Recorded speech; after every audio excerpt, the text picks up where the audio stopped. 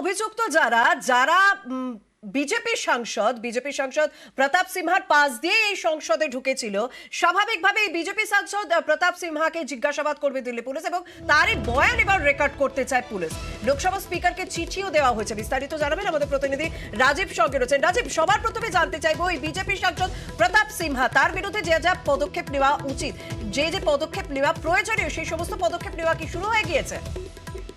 হ্যাঁ দেখো, প্রতাপ সিনহা যে রাজ্যসভার যিনি সাংসদ, এই লোকসভার যিনি সাংসদ, যার সুপারিশ ক্রমে ঢুকেছিলেন এই সংসদে হামলাকারীরা, তাদের সেই সুপারিশ কিভাবে করা হলো, তাদের কি আগে থেকে তিনি চিনতেন, বা তিনি এর আগে কতবার সুপারিশ করেছেন এবং এই সুপারিশ করার ক্ষেত্রে তিনি কি কোনো খোঁজ খবর নিয়েছিলেন, এই সমস্ত বিষয় নিয়ে প্রতাপ সিনহাকে তার বয়ান রেকর্ড করতে চায় দিল্লি পুলিশ।